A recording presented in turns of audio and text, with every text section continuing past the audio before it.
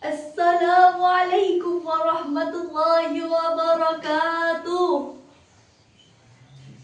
Alhamdulillahilladzi hadana lihada wa ma kunna linahtadiya laula an hadana Allah.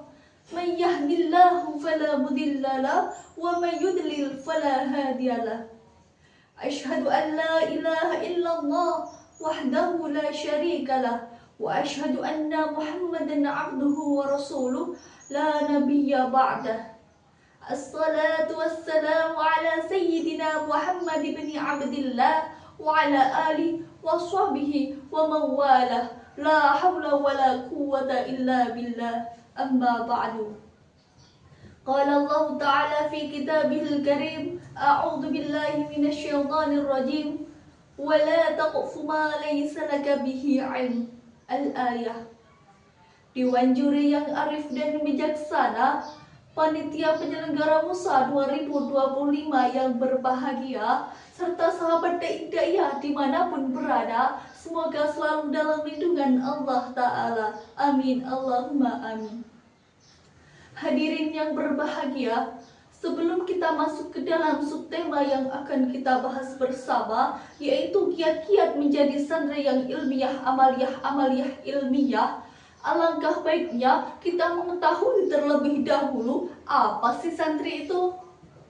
Jadi, berdasarkan artikel yang saya baca, menurut Kamus Besar Bahasa Indonesia, santri adalah seseorang yang mendalami agama Islam. Secara sempitnya, santri diartikan sebagai seseorang yang menuntut ilmu dan tinggal di pesantren. Namun pengertian santri secara lebih luasnya adalah siapapun yang mempelajari dan menjalankan ilmu agama Islam bisa dikategorikan ke dalam santri. Jadi, baik itu tinggal di pesantren maupun tidak, jika ia mempelajari dan menjalankan ilmu agama Islam bisa dikatakan santri. Dai-daya yang insya Allah dirahmati Allah. Setiap kegiatan pasti mempunyai tujuan yang jelas. Lantas tujuan kita menjadi santri itu untuk apa sih? Kita menjadi santri tentunya bertujuan untuk menuntut ilmu sepenuh kalbu agar mendapatkan ridha dan keberkahan dari Allah, orang tua, dan para guru. Nah, bagaimana kiat-kiat atau tips-tips agar dapat mencapai tujuan tersebut dengan efektif dan efisien? Itulah pokok pembahasan kita pada kesempatan kali ini. Maka dari itu, langsung saja kita bahas bersama beberapa kiat-kiat untuk menjadi santri yang ilmiah, amaliyah ilmiah. Yang pertama, kita harus mempunyai niat yang tulus, motivasi yang bagus agar rencana berjalan mulus. Nah, karena apa kita harus mempunyai niat yang tulus?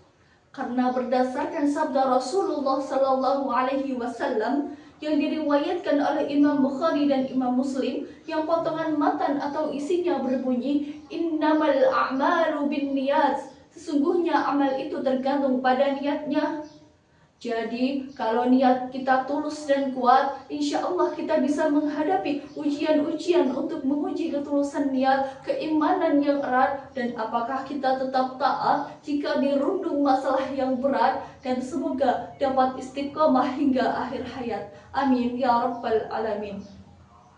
Setelah mempunyai niat yang tulus, tips yang kedua, kita harus mempunyai metode belajar yang efektif.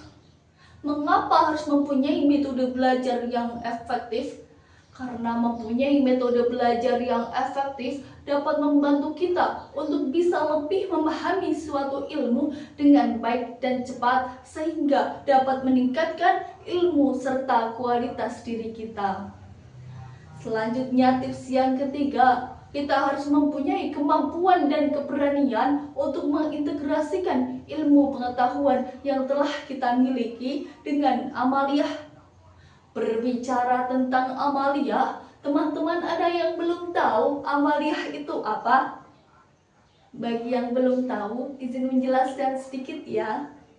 Jadi, amaliyah adalah bentuk praktik nyata dalam kehidupan atas ilmu pengetahuan yang telah kita miliki. Dalam pepatah Arab berbunyi, al-ilmu bila amalin kasyajari bila samarin. Ilmu tanpa amaliyah bagaikan pohon tak berbuah.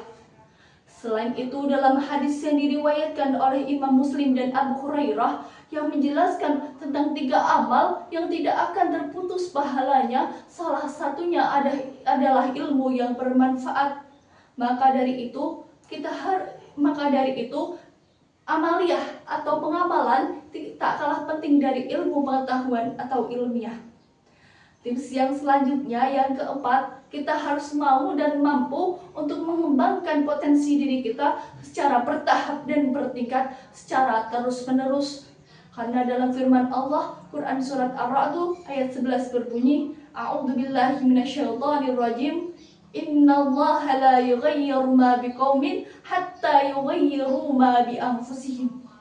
Sesungguhnya Allah tidak akan mengubah keadaan suatu kaum sehingga mereka mengubah keadaan diri mereka sendiri. Maka dari itu, kita harus selalu bersungguh-sungguh, berusaha dan bertekad untuk selalu mengembangkan potensi diri kita. Hal itu selaras dengan Quran Surat Al-Isra ayat 84, A'udzu billahi minasyaitonir rajim, Qul kullu ya'malu 'ala syakilatih. Katakanlah wahai Muhammad, setiap orang berbuat sesuai dengan keadaannya masing-masing. Jadi, kita sebagai santri juga harus berbuat sesuai keadaan kita, yaitu dengan menuntut ilmu, kemudian mengamalkannya dalam kehidupan sehari-hari. Sekian dari saya, mohon maaf atas segala kekhilafan dan kekurangan. Allahul muwaffiq ila aqwamit thoriq. Wassalamualaikum warahmatullahi wabarakatuh.